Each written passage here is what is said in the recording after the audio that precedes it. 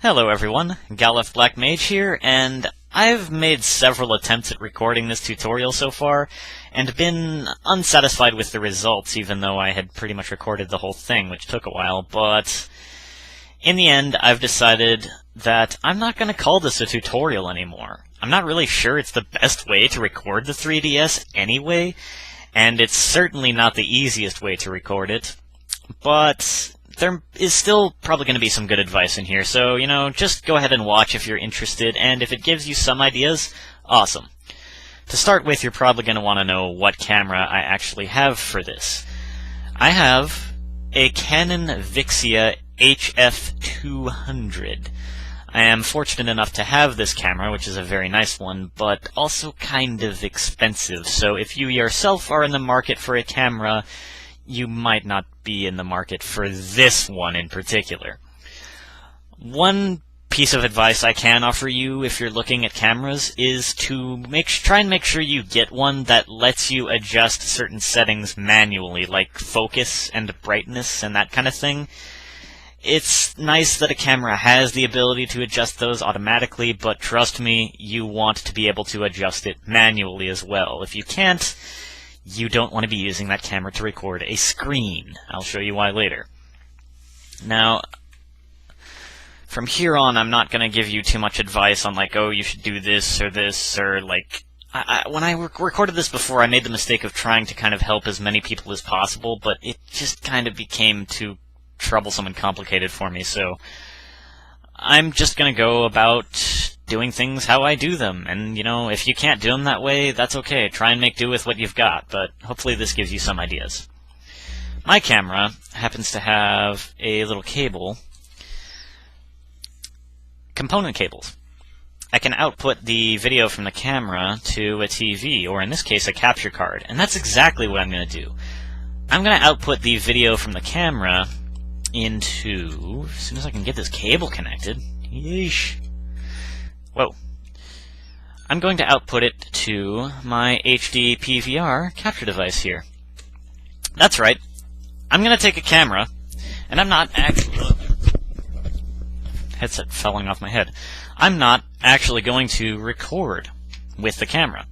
As weird as that is, but I prefer it this way. I've got the camera plugged into the wall. I don't know how well... Oh. Just plug these in the bottom here. I've got the camera plugged into the wall, so I've got basically infinite battery life. And by plugging it into the HD PVR here and using this, I get essentially,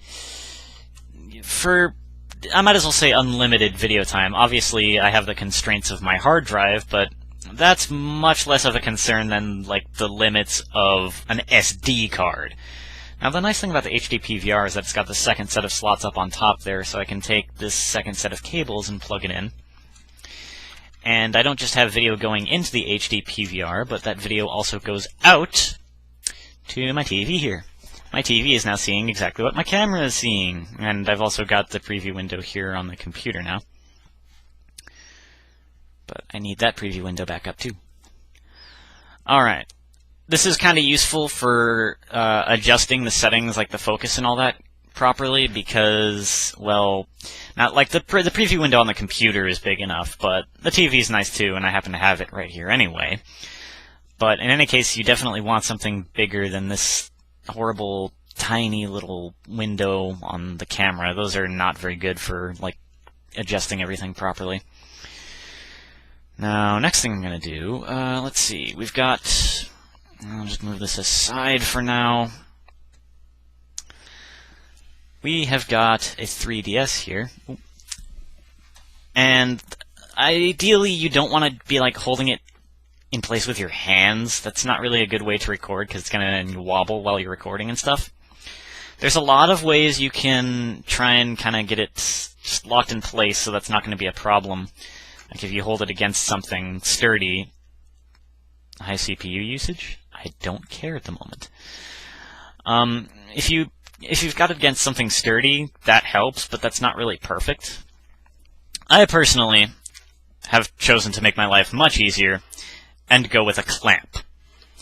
So, just stick the 3DS in here, and try to kind of, make sure it's not crooked, get it like level, nice and level as much as you can.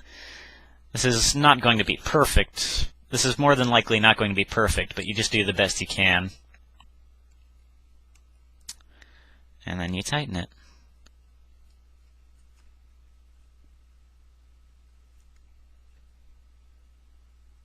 I'm too much of a perfectionist with this kind of thing. Many moments of me fussing with the angle later. Now we've got, can I not zoom out at all? I don't think I can. The base here, this isn't heavy enough, obviously. It might move a bit while you're playing the game, so I try and get this, locked against the PS2 here. And I've got these books behind it, too. So that gives it a bit of extra weight. And then we've got the back of the DS here against this PS2, which is sturdy. So pretty much the result is that you should not have to worry about your DS budging while you're playing, pressing the buttons and all that. It's kind of important. Trying to adjust the angle again here. I'm way too picky about that. Okay, now. One of the biggest questions you might have had, if you saw my video before of the test recording, is how I got such good sound. Well, to start with, you want to get a cable like this. I recommend getting a kind of sturdy one like this. It cost me $10, when I could have gotten a really cheap one for about $1 instead. I've done that in the past, and they broke down after a while, so I prefer now to get more sturdy stuff. You get one end like this, which can be plugged into the headphone jack of the 3DS. Then the other end ends in, well, these little sound cables here. So now things get a little more complex here as I take splitters. I really wish I could zoom this out a bit. As I take splitters here, the red cable is going to go into this splitter.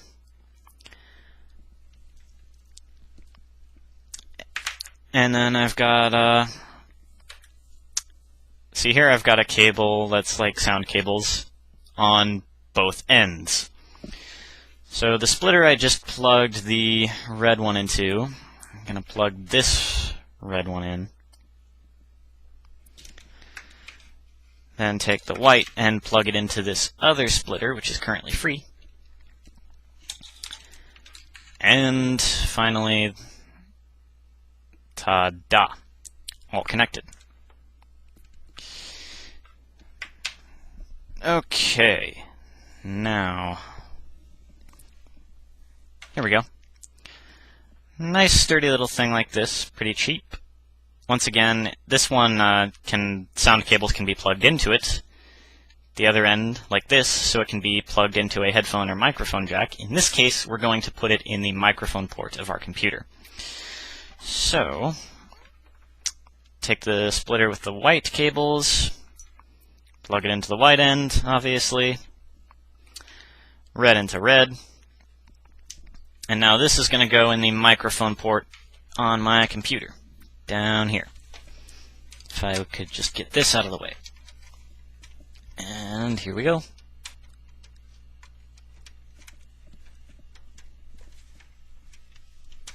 There we go.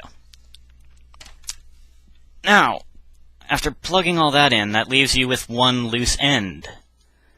These are going to go in the bottom row of cables on the HD PVR here. Whoa, sound out of the speakers. The reason for this, now this cable is all going to be transferring the sound from the 3DS directly into the computer microphone port, which is nice. And I'm also splitting it off to the HD PVR for the purposes of, well, syncing up the sound. I'll get into that later. But basically that's going to be important, and you'll see why later.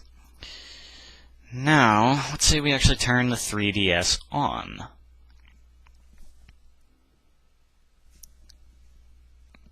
Sorry if you notice a bit of a jump there, but I was a bit sidetracked by something. Now, let's see. Turn the volume all the way up and all that. Alright.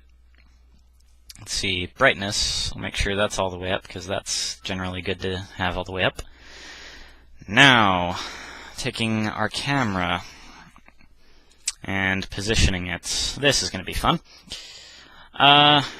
You, of course, need to get your camera to where it is, you know, up to where the screen is. Generally, you're probably going to want to be recording the top screen. So, you kind of need to make something to stick your camera on top of. Give me a sec. Ta-da! Just use game cases or CD cases, whatever you've got handy that'll work, to get it up to the proper level so that you can get the position pretty good. As I said, it's not going to be perfect, but you just do the best you can. Now, at this point, why don't I mention something about setting up the sound? So I will switch from the camera view here to a view of my desktop, not taken from a camera. Okay, so recording sound with the 3DS. Now, the recording volume of your microphone should actually be pretty low generally. I keep it like here.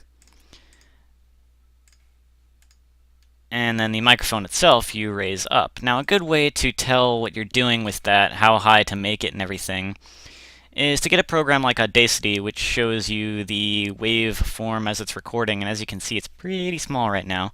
But if I actually do something here,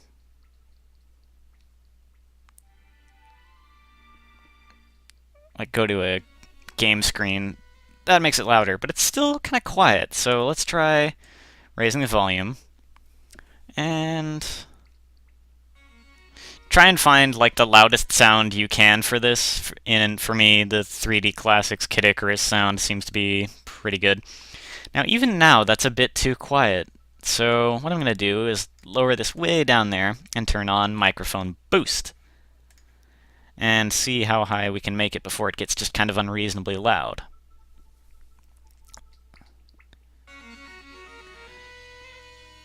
That's probably about as loud as I want it. You can see it's getting, the waveform bars are getting kind of high there, getting near the top. I may even want to make it just a little quieter, but that's probably okay.